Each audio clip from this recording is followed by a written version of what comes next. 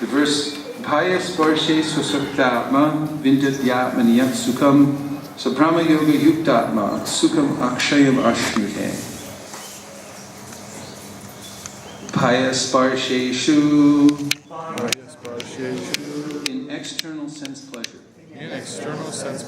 Asakta Atma one who is not attached. Vindati enjoys. Atmani in the self. Yat that which. Sukham happiness. Saha he. Brahma Yoga by concentration in Brahman. Yukta Atma self-connected. Sukham happiness. Akshayam unlimited. Ashnuhe enjoys. Translation: such a liberated person is not attracted to material sense pleasure, but is always entranced, enjoying the pleasure within. In this way, the self-realized person enjoys unlimited happiness, for he concentrates on the Supreme. Please repeat. Such a liberated person is not attracted to material sense pleasure, but is always entranced, enjoying the pleasure within.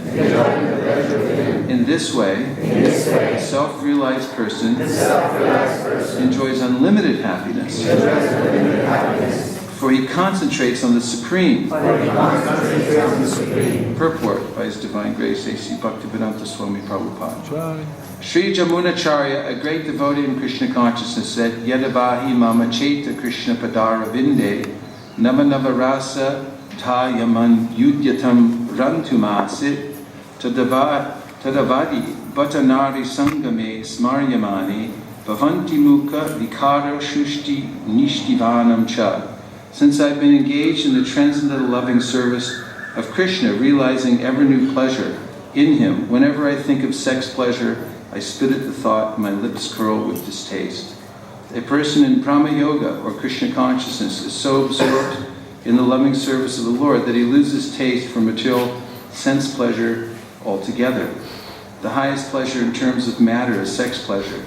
The whole world is moving under its spell, and a materialist cannot work at all without this motivation. But a person engaged in Krishna consciousness can work with greater vigor without sex pleasure, which he avoids. That is the test in spiritual realization. Spiritual realization and sex pleasure go ill together. A Krishna conscious person is not attracted to any kind of sense pleasure due to his being a liberated soul.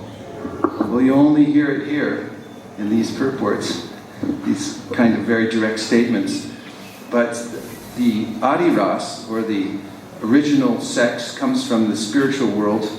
And in the Bhagavad Gita, Krishna describes how the material world is a perverted reflection of the spiritual world. Just as when you see a tree by a lake, it's upside down tree. And similarly, the material world is a reflected version of the spiritual world. So it's not that sense pleasure isn't there, and it's not that sex isn't there. It's there in the spiritual world, but it's an original form, adiras, which is the internal energy, the Krishna enjoying with his devotees. And in the material world it becomes an entangling affair, but those who hear about the loving affairs in the spiritual world, vikriditam rajavadubir ahamcha vishnu shradhanvito nashinuyad atavarna yed yad. With faith, if someone hears that, hridrogam ashva padiyunot yachalena dira, very quickly the dread disease within the heart, which means attraction to the reflected aspect of pleasure in the material world, diminishes, because one can't give up a lower taste unless one attains a higher taste, which is stated in which chapter of Bhagavad Gita? And what's the verse?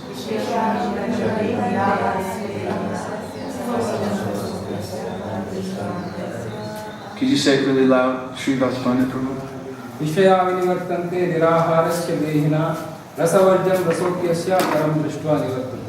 So the the conditioned soul may be restricted from sense enjoyment until he experiences a higher taste, and then he drops the lower taste automatically, because that's the nature of the living entity, is pleasure seeker.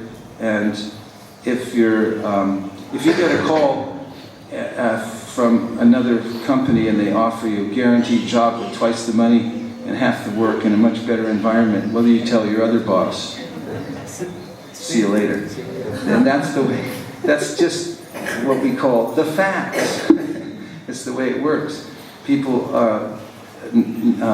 living entities, seek a higher situation, a better situation. When they find it, they move towards it. So there is the supreme sense control means to actually connect with the higher pleasure of the spiritual world. And that's why the verse says that the person's sense controlled who concentrates on the supreme. And the best way to concentrate on the supreme is by hearing about his pastimes in the spiritual world. And through that, there's a cultivation of the substance, as opposed to the ever-changing material world. Krishna says to Uddhava in the 11th canto of the Srimad Bhagavatam that you should use all kinds of evidence to convince yourself that the material world is insubstantial, that it is always changing. It can, whatever I have here, I can lose at any minute. And when I have an understanding that there's something actually substantial in the spiritual world, which in the beginning sounds to many people like fairy tales. I read a letter recently, someone was saying, you know, in the ISKCON movement, you guys, you're reading about talking snakes and all these kinds of things. And to many, to people who still have a strong standing in the material world and simply hear a little bit about Krishna's pastimes, it may sound like some kind of fairy tale and mythology. But there is a supreme source to everything, and he does have an active life. And when one hears about that active life, one can actually experience it for oneself and enter into it. And this is the trance of spiritual life, to reawaken one's real first understanding of the spiritual world and my relationship with the material world, sambandha gyan. This is necessary for developing a sense of connection to the spiritual world. Sambandha means that I do have a relationship to Krishna and I have to hear about it. And simultaneously I hear about how the material world is unsubstantial. And there are very pointed verses throughout the Srimad Bhagavatam, especially in the first 9 cantos, and even in the 10th canto, which is describing mostly Krishna's pastimes. But many of the verses, Shukadeva Goswami talks about how the entities we take shelter of in the material world are fallible soldiers, like the body. Deha patra kalatradishu means the body and the wife or husband, and then the children, and then the bank account. And Deha patra kalatradishu atmasaini susatsapi. He says, these are all fallible soldiers. I think that they can protect me, but actually they can't. And Tesham pramatu nidhanam pashyanapi napashyati. You see it, but you don't see it. In fact, I always wonder how somebody who's a doctor doing surgery all the time, cutting people's bodies open, and they can look in and see the organs and the bones and everything like that. And then once they walk out, they can be attracted to the external feature of the material body. Pashyanapi napashyati. You see, but you don't see, because Maya's influence covers, and Maharaj talked about that in class, or Veda Vyas Prabhu talked about it in class this morning a little bit. How one can become covered by the influence of Maya. So the only real way to attain substantial happiness is to develop a relationship with Krishna. And that can be done by hearing about Krishna from the Srimad Bhagavatam, and fortifying one's intelligence through the instructions of the Bhagavad Gita, because in the Gita, Krishna gives a clear understanding of how the material world works and how to work within the material world so that one doesn't become more entangled in illusions. Comments and reflections and questions. Yes? Guess what? We have a microphone. Practice. And Prabhupada mentions the word liberation many times in this section in the 5th chapter. Could you explain what our understanding of liberation is? Liberation is, the definition is given in the Srimad Bhagavatam. Mukya hitva yatarupam swarupena vyavastitihi. When one gives up the gross and subtle body, so we have two bodies, the gross and subtle body, and reconnects to one's relationship with Krishna. Mukya hitva yatarupam swarupena vyavastiti. One attains one's original swarup. Because we're not the body, and that includes the gross body and the subtle body. And in liberation, one's liberated from the gross and subtle body and has reawakened one's original form. There is a liberation described, Jivan Mukta, while one's still within the material body, but is fully engaged in Krishna service, which is spoken about by Rupa Goswami in the Bhakti Rasamrita Sindhu, when he says, what does he say? Here, the verse. Karmana Say it slow, I'm sorry. First line I'm not able to Okay. hear. So, Karmana manasagira. need the first line. Anyway. Ihe mukta hare dasya. Yes? Ihe yasya. Iha yasya harer dasya karmana manasa gira nikila apyavastastu jivan mukta sa uchite. This is a very practical definition of liberation. That iha, even in this world, iha yasya harer, somebody who's engaged, even in this world, in this body, iha yasya harer dasya, karmana, all one's activities, manasa, the mind, karma, manasa vacha, and the words. The mind, body, and words are engaged in Krishna's service, iha, in this world, in this body. Iha yasya harer dasya, karmana manasa gira, nikila means everything. Nikila apyavastasu jivan mukta sa uchite. Such person, uchite, is called a liberated soul because everything is engaged in Krishna's service. And when one takes to the process of devotional service, and beginning with faith and then association with devotees and then accepts diksha, initiation, then one's body is transformed from a material body to what's called a sadhaka deha.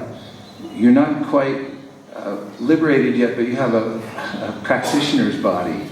It's an interim stage. And so you're engaging all of your senses and your mind and activities in Krishna service. And when you put an iron rod in fire, it becomes fire-like. And so the body becomes also transformed into a practitioner's body, a spiritual body.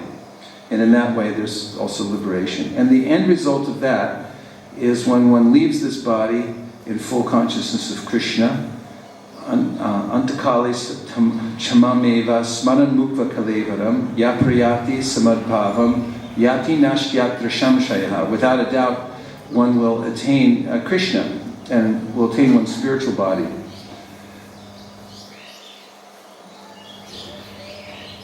Other reflections or comments? Anything that you heard so far? Yes, Leela Padma. The way the translation is in the Greek. Hare Krishna. The word that he uses about being in a trance, is that, and then in the purport it's or this Shriyama Brahmacharya, he said. So is that not the trance state that you would think of as being, it's not like a spaced out trance, but you're in a trance of happiness? Yeah, Devamrita Swami gave a class at Stanford recently, and it was called talking about the state of the world. He said that everyone's engaged in mass consensual trance.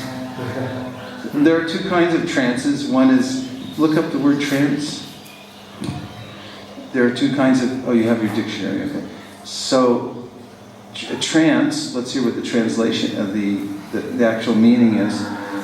But there's we're always in some kind of trance. We're either entranced by the material energy or we become entranced by the spiritual energy. Go ahead. Half-conscious state characterized by absence of response to external stimuli, typically as induced by hypnosis or entered by a medium. That's why it's confusing to me to say that the trance is not that state. It's not that. This meaning. Okay, let's hear yours. This says a half-conscious state, seemingly between sleeping and waking. The ability to function voluntarily may be suspended. Ability to function voluntarily may be suspended between awake and sleeping. It also says a state of complete mental absorption. Okay, this is more like it. The state of complete mental absorption. That's the other definition of trance. Meditation, in the process of Ashtanga Yoga, there's a way in which, by practicing Yam, Niyam, and so on, that we're able to fix the mind on one point. The whole goal of Ashtanga is to control the mind, and if you're able to fix the mind on one object for a few seconds, that's considered laudable because it moves so much. And complete absorption in the topic of Krishna, or thinking of Krishna in his form, this is a kind of trance also. But generally, one who is in the material world is entranced by material sense objects. They're always alluring one to engage with them. And Krishna says, Dhyayato Vishayan Pumsam. He uses this word, Dhyayato. One contemplates them. And contemplation means that you think about them and you consider there's something in it for me, and then one makes a connection with them. And in this way we engage in this world. Wherever our values are in this world, we tend to engage in that direction. And people who work very hard for a certain goal in life are entranced in a certain way. And of course, there are different qualities because we're affected by the modes of material nature and the material world, and we become fixated on certain kinds of objects according to the state of our heart. So when one purifies the heart, the natural state of trance is to think of Krishna. And as much as one in this world thinks about sense objects and tries to engage in that way, engage with sense objects, one who becomes purified is always thinking about Krishna and Krishna's service. There's a verse from one of the Puranas that says, just as a miser counts coins over and over again. Ever seen anybody who's in trance about money? Constantly looking at it and seeing how much do I have, how much did I earn. I saw a man on the airplane on the way over who read 6 newspapers. They're mostly financial papers. And he was over and over again looking at what's going on. And I'm just assuming he has some money somewhere. I mean, he was sitting up in the first class area, so I thought maybe he was, he had something going on. And so there's a kind of trance. He's absorbed. He's thinking about how to make more money and how it's going to increase. And when it goes up, he gets all excited, but then he's also kind of in anxiety because he's thinking whatever goes up is going to come down. And when it goes down, he's thinking I should buy more. And there's a kind of... And people engaged, we talked about sports the other day, people really get entranced, especially if you're from Wisconsin, Green Bay. I mean, there's places that are the whole town. I lived in St. Louis, Missouri for a while, and everyone there seemed to be into baseball. They had the St. Louis baseball Cardinals, and the whole town would be absorbed. If you walk into a grocery store while they're playing a game, there wouldn't be that kind of music that entices you to buy more stuff, but there would be the baseball game would be playing. And if they'd win, then everyone would become elated, and if they'd lose, then people were suicidal. That's a kind of trance. They're really tied up in what's going on the game. And then people play fantasy football. There's a real football league, so-called real, and where men run around on the field and bang into each other, and it's a whole concoction actually, but it seems like that's really important. And then beyond that, there's fantasy football, where people now play the same game, only they play it on the internet. I know this because I have some relatives who do this, and they'll pick their own teams, and then they'll fret about it all the time, about how their team's doing, who's going to win, and so forth. It's a kind of trance. Everyone has to put their attention somewhere, and Krishna consciousness means to transfer that kind of obsession and those tendencies for thinking about something and engaging in something to Krishna conscious activities. And it takes a while to move one's attention from the illusory material world over into the substantial spiritual world. Because as I said in the beginning, it seems like what's going on in the spiritual world is also of the same quality as the material world. It also sounds just like ordinary people, but it's not. So devotees are entranced in thoughts of Krishna and Krishna's service and so forth. Jadharani, and then Sam.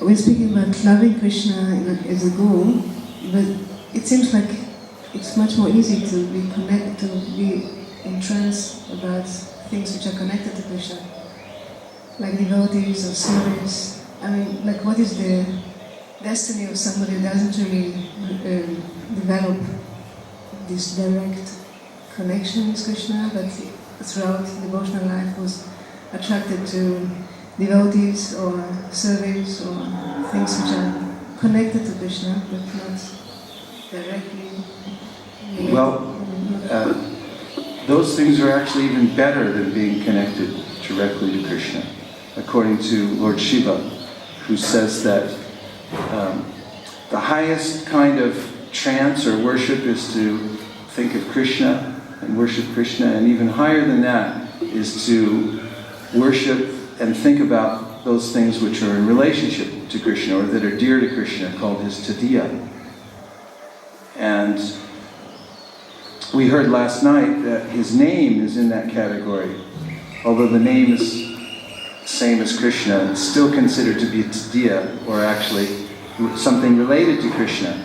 And Sanatana Goswami said in his commentary that we heard last night that the name, Krishna's name, is more dear to him than he himself. And so if you become attached to Krishna's name, it's even better than being attached to Krishna. And he also says that his devotees are more dear to him than he is to himself. And therefore, if you become attached to his devotees, it's even better. This is the science of Krishna consciousness. Love me, love my dog. It's another way to put it. If someone appreciates your dog when you're walking down the street, then you make an immediate friend. Sam?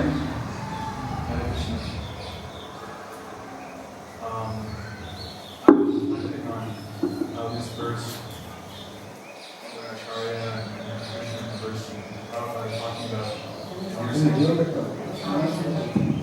Hare Krishna. That's better.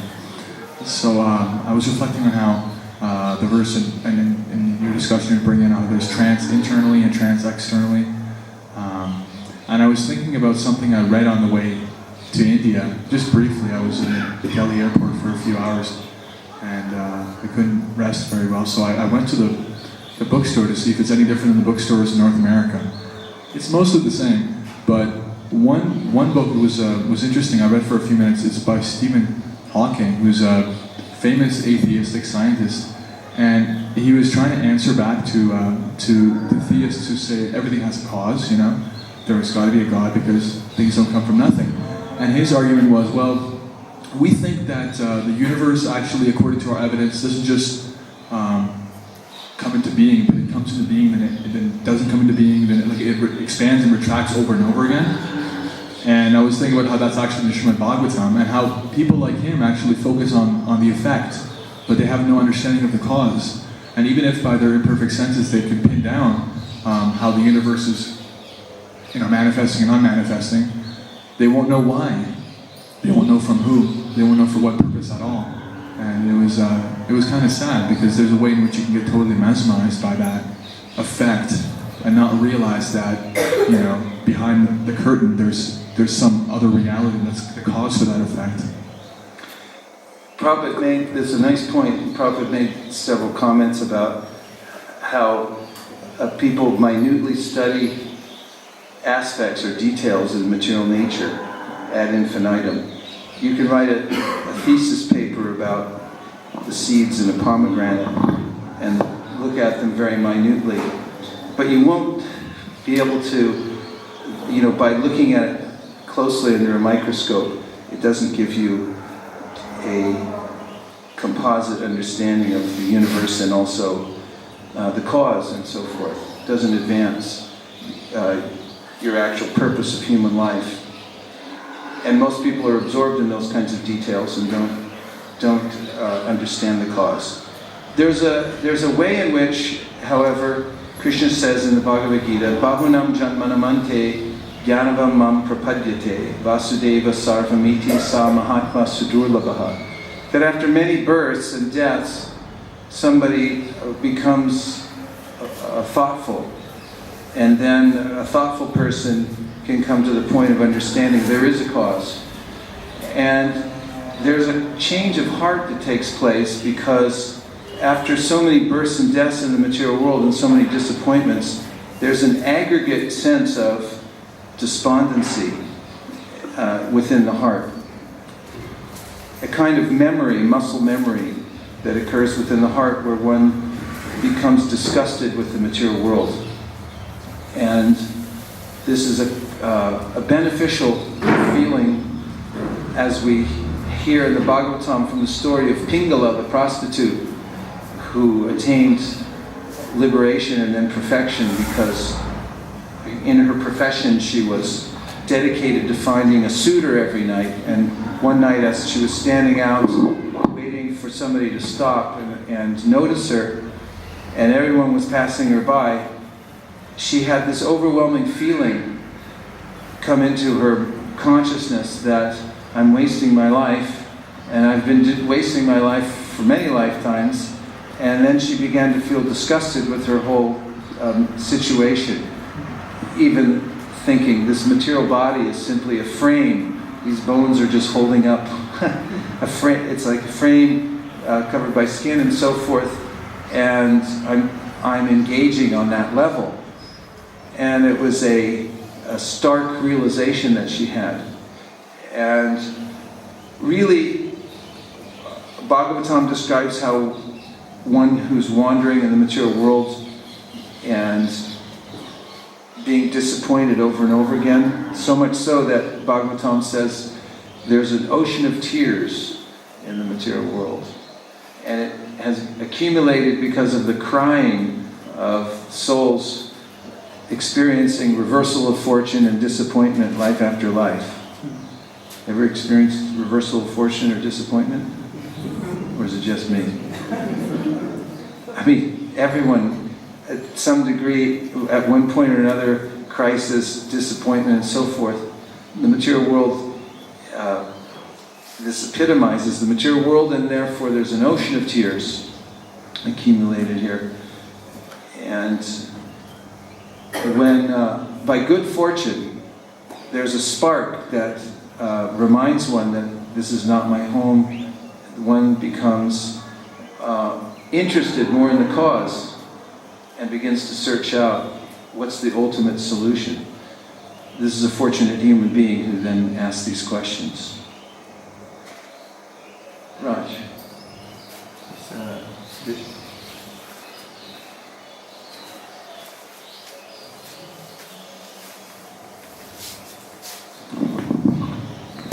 This attachment and renunciation in the material energy is flip sides of the same point we understand. And I've heard this verse by Yamunacharya quoted many times over the years by devotees, and sometimes gotten the sense that there was a sense of, trying to put the stiff arm out, that there was attraction still, and so they were trying to guard themselves from that which they were attracted to. And you might know this pastime. Guru Kripa Prabhu, he told of an experience with Srila Prabhupada one time, quoting this verse and going into a spiritual ecstasy where he had a spittoon in front of him, and he spit up so much that the spittoon overflowed with the phlegm that he was spitting out at the thought of sex life in this spiritual ecstasy. I thought that it gave some context or depth to when an acharya, Mahabhagavad, is expressing something like that, it might be a little more deeper than what we might take it to be. And I appreciated your first point also, that there's attraction and aversion, and these are two sides that keep a pendulum swinging between them, and which are equally as unstable. When I'm attached to the material world, Krishna says, Antavanta Konteya Nateshu Ramate Buddha. There's a beginning and an end to the attachment to the temporary things, obviously. And therefore, a wise person doesn't take part in them. But then if one thinks that I'll alleviate that situation or make a remedy by simply pushing it away as far as possible, or as hard as possible, then I'm also in an unstable situation, because it's not the nature of the spiritual soul to be renounced, because we're actually attached. And therefore, the middle path is called the path of dedication. That if I'm dedicated to the proper thing, and I feel devotion for the proper person and activities, then I can actually be renounced, because I'm properly situated, satisfied, and balanced. And those who try to imitate this kind of disgust for the material world without actually having attained it simply end up spitting all over the place. And don't at one minute are repulsed and in another minute are attracted, because the pendulum swings back the other way. However, somebody who's actually dedicated properly and properly situated in his or her dedication can feel complete satisfaction or trance. And Krishna says in the Bhagavad Gita, Swe Swe Adhikarya Nishta Saguna Parikirtita Viparyas Dosha Syad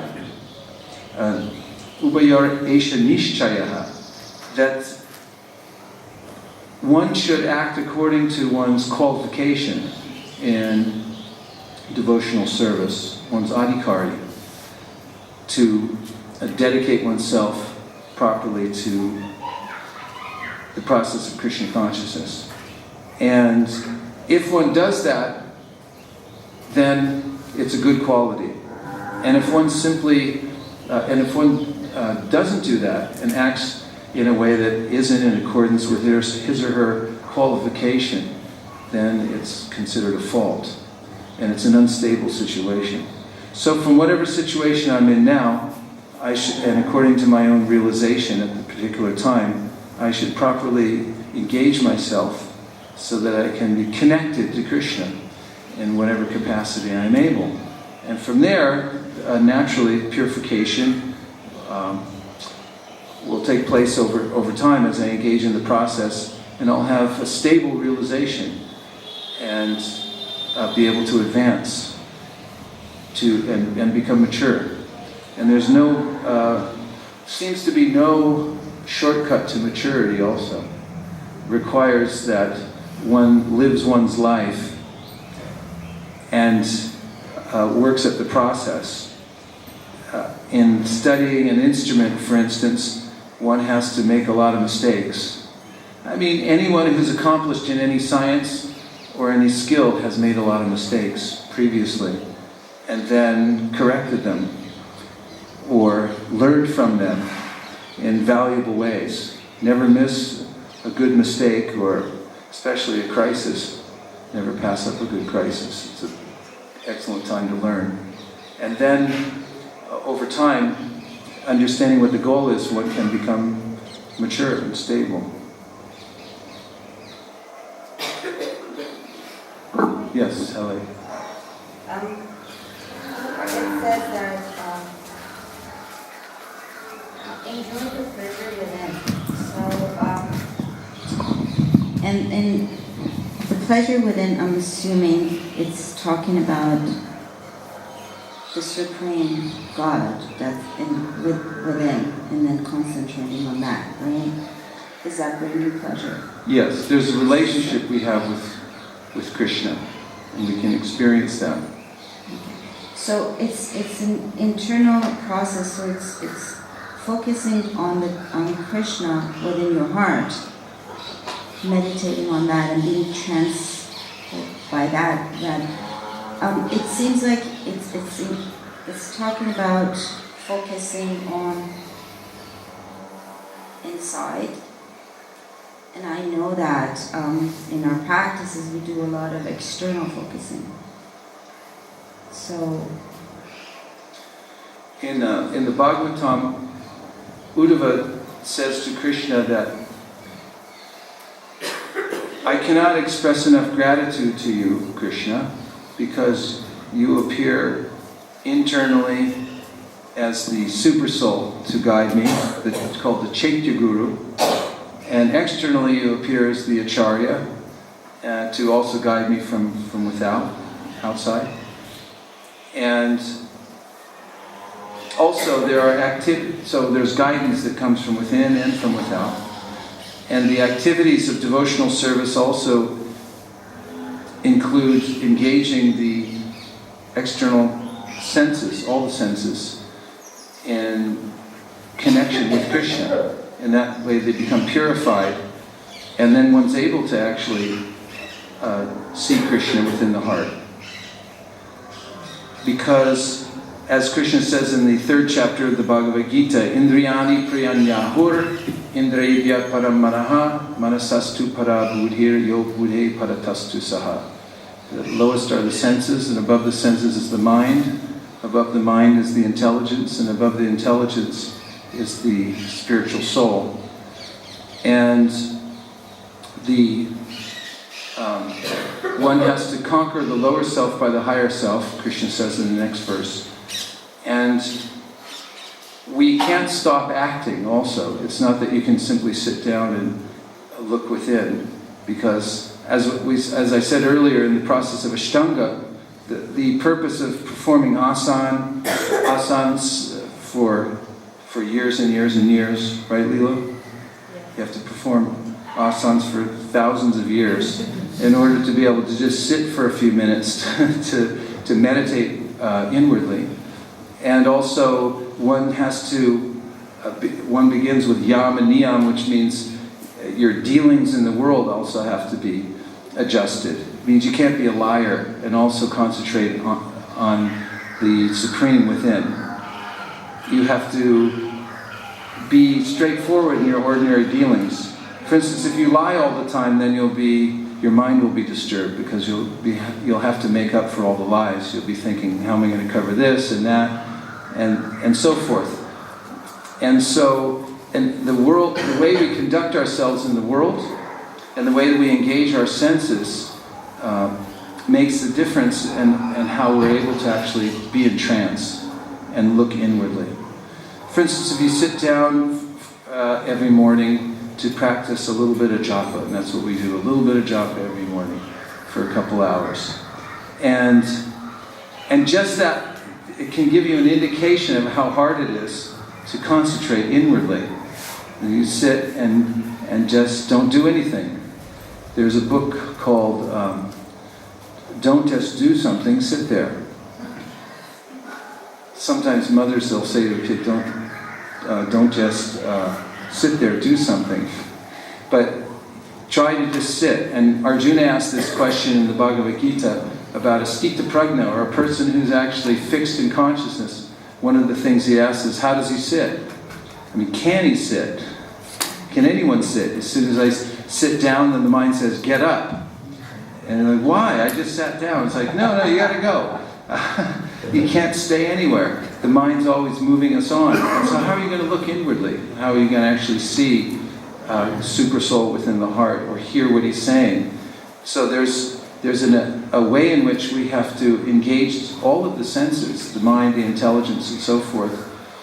And the process of Bhakti Yoga is very much harmonious with that idea, because everything can be engaged in Krishna's service. And while you're cooking, for example, cooking is a very absorbing activity. And if you're thinking about cooking for Krishna, then as you're doing all these activities, chopping and gathering the ingredients and then cleaning, you're focused. It's an excellent way to actually think about Krishna, because you're doing it out of love. When there's a sense of love or affection, then the mind naturally becomes fixed. And you think about the beloved within your heart. It's actually there, but externally you're acting. You're doing many things. And after all, if you do have a sense of affection or love for somebody, you're going to want to do something. It's not inactive. Devotional service is not simply meditation. But there's a sense that I want to do something, I want to apply this.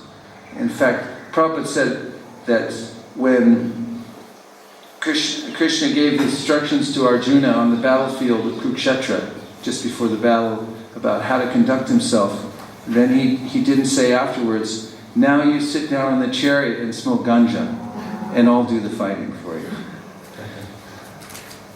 But he said that now you have to go out and fight and do the activity. And tasmat sarveshu kaleshu mamanusmara yujyacha mayarpita mano buddhir mami vaishyatya samshayaha. He said, fight and at the same time remember me. And Arjuna's duty, his job was a warrior, so he had to fight. So you could be a warrior. And that's one of the reasons that Bhagavad Gita is such a relevant book to all of us working in the world, because where else could you be more distracted than on a battlefield, in the middle of a battle, or at the start of a battle, with contemplating what might happen when you go in. And then, now you can apply the teachings of yoga. If you can do that and fight at the same time, then you've really been able to focus inwardly. Did that make sense? Okay. Nariya nagare nitai niche niche gaire. Nariya nagare nitai niche niche gaire. Nariya nagare nitai niche niche gaire.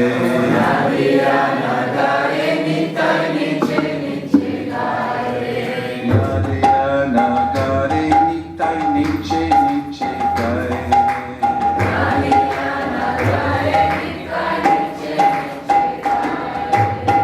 Hare Krishna, Krishna Krishna, Hare Hare, Hare Ram, Ram Ram, Hare Hare.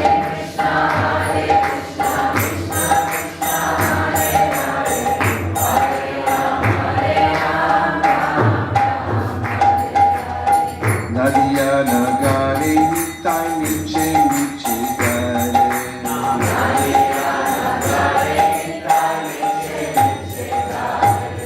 Jaganasita Mahaprabhu Vishwambara Mayapura Shashi Navadipa Sudaka Sachi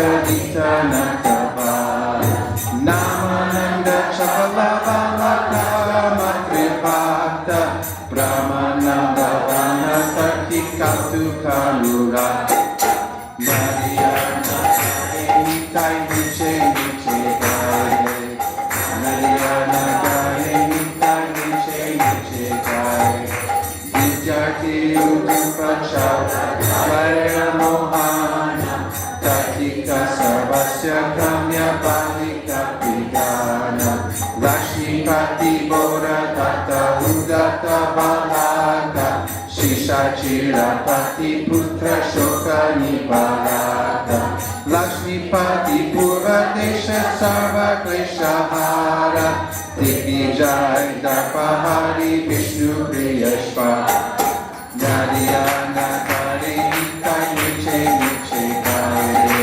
Nariyana Gare Nitai Niche Niche Gare Aya Dharma Pala Pitra Gaya Pinda Data Puri Shishya Madhvacharya Sampradaya Pata Krishna Namo Nata Krishna Tapadya Pata Nam Sankirtan Yuga Dharma Pravartaka Advaita Bandava Srinivas Srihatana Nityananda Prana Gala Kara Jiva Nariyana Gare Nitai Niche Niche Gare Nariyana Gare Nitai Niche Niche Gare Antadiya Shashadar Simanta Vijaya Godrumani Hari Madhya Dipari Vashaya Gola Vipapati Ritru Vipa Maheshara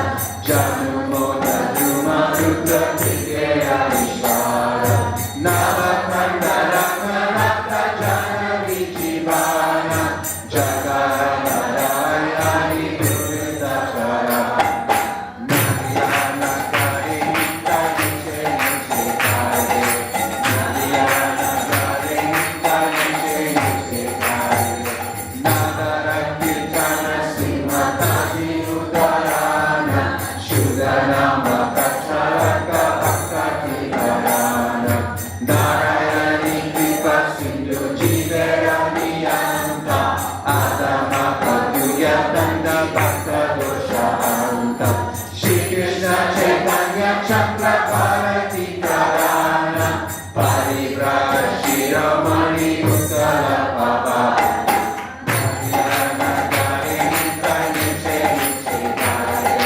Nariyana Gare Nitai Niche Niche Gare Ambulinga Bhuvanesha Gopakesha Avati Kirchor Gopadashana Sukiyati Nirgani Sanyasi Sarvatoma Kripa Moya Sahana Svanandi Sarva Shukashoya Purata Sundara Vasudeva Traya Karta Ramananda Saka Bhakta Kula Keshaha Nariyana Gare Nitai Niche Niche Gare Nariyana Gare Nitai Niche Niche Gare Bola Jain Maya Bali Tukarta Kandana Dashina Pavana Bhakti Grantha Udarana Alala Dashana Nirvata Ragataka Gajapati Jana Devananda